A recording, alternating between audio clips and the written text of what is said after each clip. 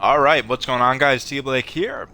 We are doing the weekly sneaker check-in. If you are watching and listening to this right now in this moment, that means you're in the right place. We're broadcasting this live from twitch.tv/ the real T Blake, not to be confused with real Tyler Fake or the fake T Blake, as they definitely are out there as well.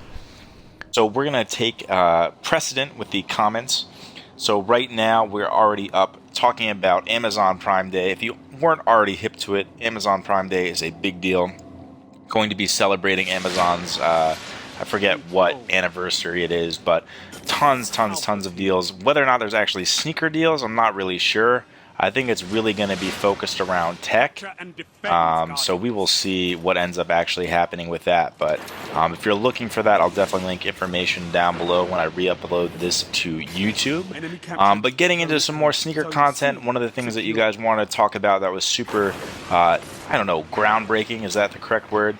But we saw another retro that is going to be getting the Nike Air kind of makeover. It is on the Maroon Jordan 6. Now this is especially a big deal because we haven't seen the Maroon Jordan 6, I believe, since it first came out. And you guys can correct me if I'm wrong, because I'm not claiming to be right all the time.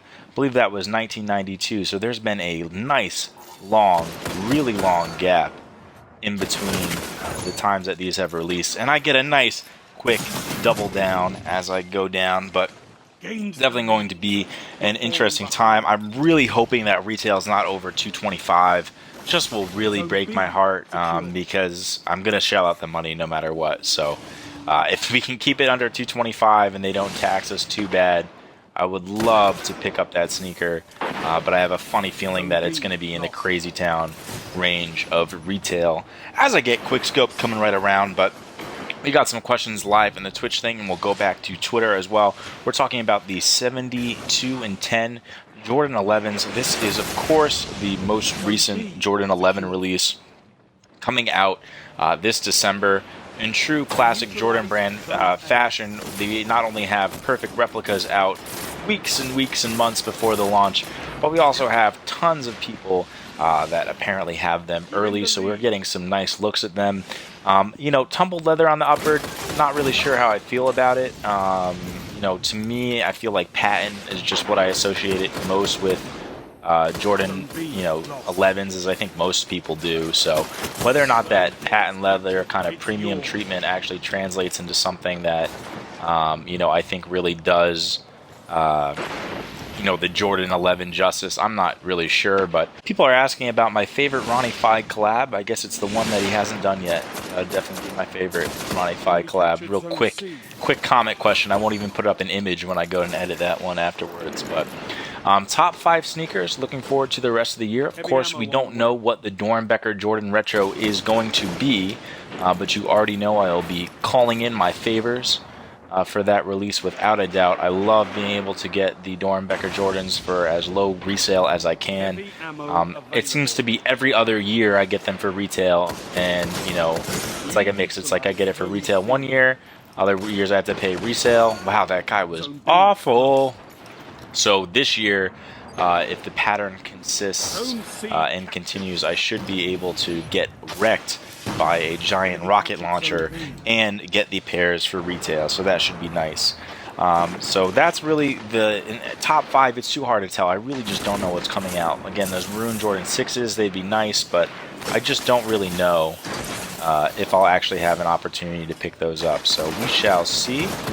Let's get over to Twitter for some more questions. Talk about how diverse the sneaker markets get. And this is a question from Reyes Hernandez, someone that I recognize all the time on Twitter. Diverse, interesting way of putting it. I mean, certainly we see a lot of people more accepting to different brands. I think the core sneakerhead culture definitely started from these traditional, Nike Jordan heads with ridiculous over-the-top collections and whatnot. But with that being said, I definitely think people are definitely more interested to expand their horizons now. I think that has a couple of things to do with the culture. One, there's a ton of people that are putting new energy into the sneaker culture, right? So we have a lot more younger voices. So they're very malleable, in ways where, they're getting a different kind of culturing on sneakers, right? They haven't seen Michael Jordan play. They don't have that nostalgia of maybe going to the mall and picking up a Jordan with their first paycheck when they're $110 retail or something along those lines. We dark cornered McDougal, got him.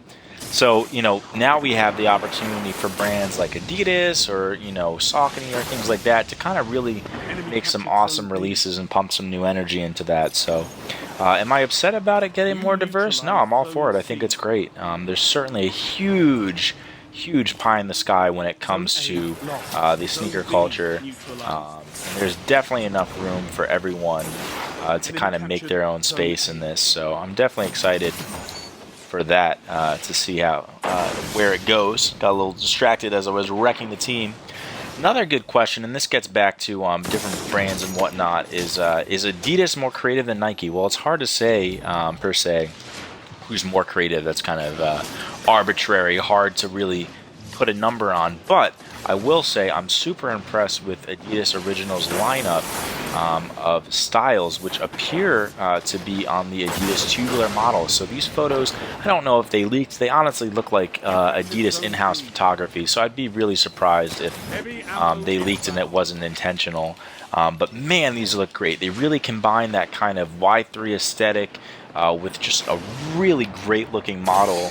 Something where, if you're not a core sneakerhead, you might be interested in it, and it's also kind of going to bridge the gap between those, high-end fashion sneakerhead with something else. And I gotta say, while I'm doing this, it's a lot. So before, when I did sneaker check-ins, I used to do these where I would edit. Oh my god. I'd play without talking and then edit, so definitely a lot harder using more of my brain power, but we're definitely getting into a nice little rhythm. SneakerCon New York City, I actually thought I was going to hang out with Bullet, R1C, Ivan, a bunch of people. Unfortunately, I cannot go. I found out a consulting project that I have. Actually, I had a meeting with them today. While they will be at SneakerCon, I do need to get some stuff done for them and cannot make the trip, which is definitely I'm a little sad about. But at the end of the day, work comes first before play. Although I really thought I was going to be able to get away with doing both, just not the way it worked out. But I really hope that you guys have a good time. I really love SneakerCon New York City. I know a lot of sneaker events, not necessarily the best aesthetic for everyone, but without a doubt, SneakerCon New York City especially was probably one of the best ones I've been to. So I've got time for one more question. We'll go to the comments. If you guys, again, want to check out Twitch TV, you're watching this on YouTube and want to be a part of the conversation, we can definitely get in on there. So the last question here that we'll be answering is thoughts on celebrities getting more into collabs. Of course, we saw the project with Villa and Wale. That was a really cool design. Whether or not more celebrities kind of tap into these regional or boutique retailers to get a collab going, I'm not sure. But I do think it's a good look for Wale. Someone who's, I know people don't like his music, but he's undoubtedly, a true sneakerhead. And to really give him a voice and have him put together something that I think in his eyes is for sneakerheads is pretty cool. So I'd like to see more of that. So you guys have been watching Weekly Sneaker Check-In. Again, if you want to participate live in the comments, I tweet these out. Typically going to be Tuesdays at 7. You can subscribe to the Twitch channel or follow it. I don't think you subscribe. And check it out.